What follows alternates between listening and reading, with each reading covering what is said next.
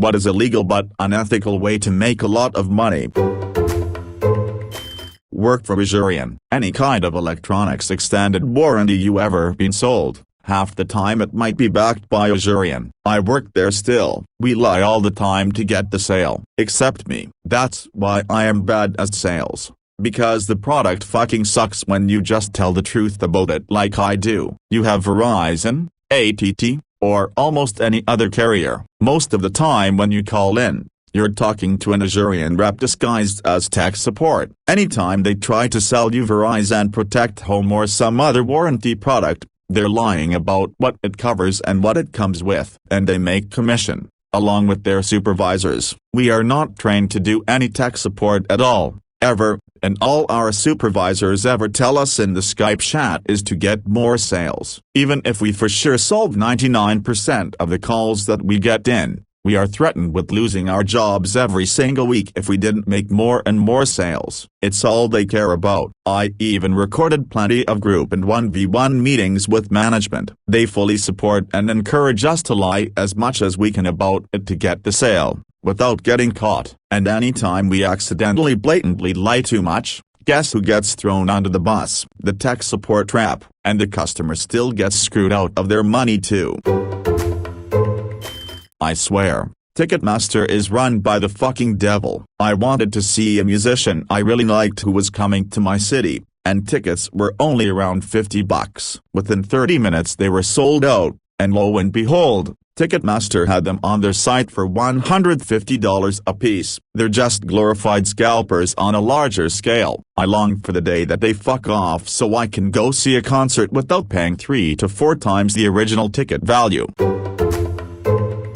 There is a story attributed to Harlan Ellison that Scientology was the result of a bet between Robert Heinlein and L. Ron Hubbard, over whether the latter could or couldn't make some amount of money out of religion in some period of time. Hubbard went home and typed up a first draft of Dianetics more or less straight through in a single writing session. He probably slept and ate, and when the outcome proved to be successful, and he won the bet with Heinlein, he refused, despite Ellison and Heinlein both asking him to do so, to close the whole thing down. Reselling. I work in retail, and the way people come and buy things that have a certain resale value so they can jack up the prices. Phew. When I worked in grocery, for example, extreme couponers would come in and abuse their couponing privileges to the extent they could under our store policy, get items for pennies on the dollar, and then they would go out to impoverished neighborhoods where there were fewer and far more expensive grocery stores and then resell the items. It's apparently quite profitable for them, but an incredibly sad and messed up thing. Technically it's a dubiously legal thing. Companies won't usually go after people for doing this, but the resale may not technically be legal under their policy. People who buy redone products to resell from Marshalls/HomeGoods are insane. Depends on the location, but I've had people sneak into the back room, harass employees, and essentially stake out the store on delivery days. A worker at another location told me he saw 2 people get into an actual physical fight over a sugar jar. I consider redone a personal enemy now, right behind the guy that invented styrofoam and in front of whoever makes store radio playlists. Debt collection agencies. They buy debts off companies, then add extortionate charges, harass, hound and threaten poor people into getting money from them. They're utter scumbag bastards. Totally unethical but sadly legal. People have been driven to suicide because of these assholes. A friend's sister took a fatal overdose after months of texts, emails, letters, dozens of calls a day, and then bailiffs coming to her door terrifying her. How it's legal is beyond me. She tried to get help but nobody could put a stop to their shit. Wait, what country allows bailiffs to attempt to collect on a department? Generally in the United States it goes like this. Private debts can only affect your credit score. A private company can sue you, but it matters fuck all if you can't pay them their judgment. I guess they could put a lien on your house if you own one, but they aren't sending you to jail over a department. Also, once it's sold to a credit agency, the damage has usually been done to your score. Debts to public entities are a bit different. Think taxes or traffic tickets. They can take it from your taxes and put you in jail over these. I owed my doctor $10 and they sent it to debt collectors after like 2 weeks. Nobody informed me that I owed $10. No bill, no call from the office, just straight to debt collectors. I went off on them for being dicks right from the get-go. Then called my doctor and told them to send a fucking bill to my house the next time they decide to not inform me of any money owed when I'm in the office. Then I paid my bill and everything was fine. Sometimes they mention money owed while I'm in the office, but most of the time I get a bill in the mail with instructions for how to pay online. I used to work in collections at Discover Financial, and while it wasn't as aggressive as some collection agencies, I couldn't do it after a few months because I just felt soulless and cold. I didn't feel like I was helping anyone and my company refused to actually make meaningful payment plans, always charging more interest and fees, and any payment plans were temporary and not very effective. Plus you had to wait a whole year if you just finished a plan before getting on a new one, which meant no one was actually making a difference in their debt. I live in India in a mid-sized industrial town. Sun Pharma is one of the biggest company in India. They sell a particular medicine for 6 rupees per tablet, so total 60 Rs for 10 tablets size, which most shops sell. 10 doctors in my area decided to build a pharmaceutical industry. They make the same tablets, they sell it for 11 Rs per tablet, total 110 Rs. They are of lower quality. In India there is law that medical store can't suggest the brand change, so the doctors write their own brand medicine on prescription and profit off it. If this happens to you, do not acknowledge the debt and do not make any payment. You can dispute these cases and win it almost every time, since you do have had a contract with the original account company you owe, and not the debt collector. If the debt is sold to a new company, the original debt has already been written off as a loss by the original account unless you acknowledge the new debt or have signed an agreement that holds you to the debt even when transferred. If the company does not have an agreement or acknowledgement of debt with you, you owe them nothing. Your defense is that you never had a contract or arrangement with this new company. Yup, tax evasion charity thing. Hire your son/cousin/Congress member that voted for your thing, has a 6-7 figure salary and it only gets taxed once instead of taxed as your income and then their income. Use pittance to stay legitimate and do small amount of charity work with 90% of funds going to charity work actually going towards bragging about charity work. And then best part is that's completely offset as you get donations, and it's also a tax-free way to take bribes, etc. Can even lower taxes. Your buddy you put in executive position pays by paying in perks, as well as serves 2 other purposes: lowers number on salary so seems like they get paid less, and charity actually pays lower payroll taxes. Can even take it a step further and use charity to invest perhaps in yours or your friends' businesses, etc. Avoid capital gains. And best part is original fund donated to charity is deductible as well. It's like a giant ball of continuous tax evasion. Secured loans. Dude has a car, wedding ring, etc. and needs quick cash. You know the car can resell for $1,000 instantly, so you take the car. They get $1,000 and have to pay 30% per month back. If they can't pay it back after 3 months or they miss a payment, you sell it. It's legal, quite unethical but legal, and there's always someone willing to pay high interest for quick cash when they have a poor credit rating. Politically lobbying, illegalized bribery, for over-regulation of a market, knowing that the cost and difficulty of complying with the ton of paperwork and piddling little technicalities will drive a lot of your smaller competitors out of business, while the increased cost to you will be effortlessly surpassed by your overall increased share of the market. Stream on Twitch or YouTube. a massive following of fans that will pay you a ton of money in donations. Either thirsty men if you're a hot girl, or lonely kids paying with their parents' credit cards and you're a gaming channel. I watched 10 minutes of a Minecraft stream YouTube recommended a few months ago. It was just sad. You'd get kids donating $20 just to hear the dude read their name, writing heartful notes about how you made their day, wish me a happy birthday, and then sending more money since the streamer missed their first donation. Be a toxic tort lawyer for corporations. There's lots of money in defending corporations from claims about their various products. You can easily make six figures. It's not illegal, but the devil is in the details. You see a lot of exhibits and evidence. You know that the corporations are guilty. The legal system and laws are written in a way where you can skirt around the ethical considerations without blatantly violating ethics. You are just defending your client in an advocacy system, but the reality is you know that if our legal system wasn't lobbied to hell by private moneyed interests like the very corporations you defend, that they'd likely be held accountable. Products might be marginally more expensive, but the vast damage they do would also be greatly mitigated, from not-ill insecticide harming ecosystems to asbestos killing thousands of people. But your entire salary is pretty much based on the tacit agreement that you don't bring that stuff up in the office. And it's a good salary, so you can pay for some nice single malt scotch to drown those concerns away.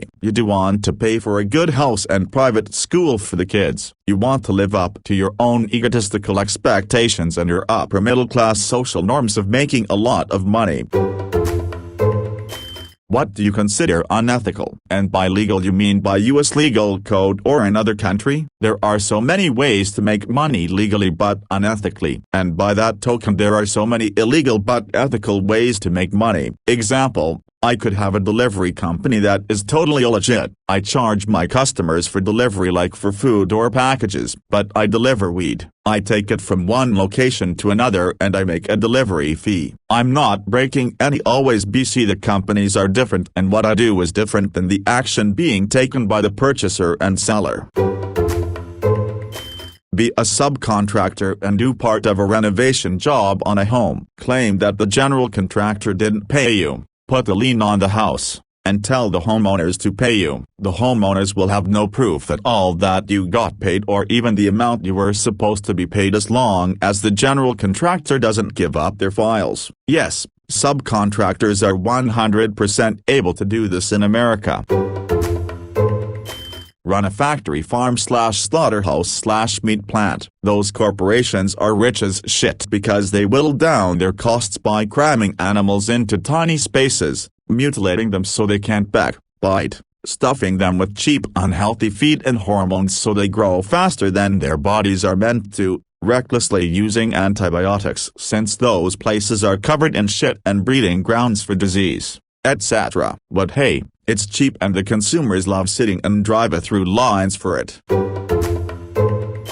There's a lot of stupid people in this comment section making outlandish statements with no bearing on reality. People need to stop thinking that everyone is just in it for themselves and that's it. The world is run by people, and just because they are in a powerful position doesn't mean they abuse that. People say this as if 99% of humanity is riddled with the cruelest beings ever. It's not true at all. No wonder people are so mad and depressed these days. Misconceptions like these aren't helping. It depends on the type of person and the type of porn. For example, consensual porn where the model isn't to whatever porn they are making is ethical. Porn where the model is doing it purely for the cash, or drugs, other leverage, and is not fully consensual is unethical. Revenge or hidden camera porn is completely unethical, and depending on the region illegal. And then there is stuff like guys selling war and panties or chatting online pretending to be some model using their pics type, which is unethical. It depends on the type of person and the type of porn. For example, consensual porn where the model isn't to whatever porn they are making is ethical. Porn where the model is doing it purely for the cash, or drugs, other leverage, and is not fully consensual is unethical. Just because someone is doing something they don't enjoy for money doesn't mean it's unethical. Drugs addiction blurs the line of consent and rights of people to do what they want with their own bodies, but that is a whole rabbit hole. Revenge or hidden camera porn is completely unethical, and depending on the region illegal. There needs to be a word for this that is not porn, like image rape or something. And then there is stuff like guys selling war and panties or chatting online pretending to be some model using their pics type, which is unethical. I would call the problem with that fraud, having nothing specific unethical about the type of porn, only the lying about the source. Although I agree that a lot of landlords are unethical, I disagree that being a living, and making a living at it, are inherently unethical. An unethical landlord experience. I was renting a tiny little studio in a college town. Rent was a little less than half what we would have paid for a typical one-bedroom in the neighborhood, but there were problems. When the wind blew, it would blow out the pilot light on the ancient gas-powered furnace that was the only heat in the place. And when we complained, he told us to buy a space heater. One wall was made up entirely of sliding glass doors that couldn't be locked. There was a little patio with a fence around the wall, and when we complained he suggested a bike chain. Contrary to local ordinances, it didn't have separate water or gas metering, sharing them with the unit next door. That unit was a 2-bedroom with a dishwasher and a washer and dryer, and the lease required us to split the gas and water bill with them each month, and so on. Anyway, one day, we locked ourselves out and, after numerous calls, the landlord's wife said we could pick up the spare key from her at their house. Without exaggeration, their dining room table was bigger than our entire apartment. Anyway, landlords provide a necessary service, though. He was unethical, but we needed the place to live, and we sure weren't ready to buy a place for just 1 year. And in those early education and career days, we needed to be able to move into a town and find a place to live, then leave when we needed to leave. The problem arises when landlords buy up houses and rent them out while raising the prices. They're artificially reducing the supply of houses and adding little to no value. Improving the house so they can charge more isn't really a service, because if the house were cheaper, the buyers could invest their own money to improve it, and the landlord would be a fool to invest more than he gets back in rent, and that can affect the cost of rentals. If the housing market is unreachable for people looking for a house because the prices are too high, then they'll rent and compete with renters who aren't looking to buy and increase rental prices because demand will be higher. But that doesn't mean that being a landlord is inherently unethical. There are ethical ways to be a landlord. The notion that you can't ethically rent out a house/apartment/farm/storefront may be an appealing idea if you're frustrated because you want to buy a house but can't, but it's just not grounded in any ethical principle. For that matter, most of the folks snapping up houses to rent them out are only renting them out as a temporary measure. They're buying principally to invest, speculate. But that doesn't mean that being a landlord is inherently unethical. It is if you're doing it for a living and not actually providing a service. Again, if you're buying up property specifically to make money from rent, you're not providing a service. The renters wouldn't have difficulty finding those same places to rent without you buying it. There may be some gray area depending on the rent versus sale market. But if you're just inserting yourself between people and housing and taking as much as you can get for your trouble, then I would say it's unethical. My neighbor rents out her furnished basement to help her keep up with her mortgage costs. She bonds with the renters and they tend to stay for years and get treated like part of the family. I don't have a problem with that kind of landlord. She has a day job where she does real work. She isn't just making money off of property. They're buying principally to invest, speculate. I consider this unethical too. Why buy up multiple houses when there are people who can't afford one? You're just limiting the supply and driving up the price. You're literally keeping people out of homes for your own profit. That's terrible. Yeah, true, you're not wrong about that. Less demand will drive prices down. But, hypothetically, Even if that did happen and loads of people were able to suddenly buy a house, there would still be some houses on the market that wouldn't be bought for various reasons. Even in the 60s you still had plenty of people renting. It would probably make the situation better, but I can't see any way that outlawing being a landlord completely would work. There will always be some people who don't want to buy, travel frequently for work and prefer to rent, and also people just starting out. You do need to save for a house even if they're cheap, so you'd need to rent for at least a bit. I'm not saying the super expensive houses are a good thing. I just don't think hating on landlords is the answer to the problem. If I had to speculate, I think the high prices are partially down to the culture of debt that the West lives in. It's become expected that you need to finance everything. If there was some sort of lending cap or some other clever reform to lending regulations, that could also lead to a steep drop in prices. And I'm talking about lending on everything, not just houses.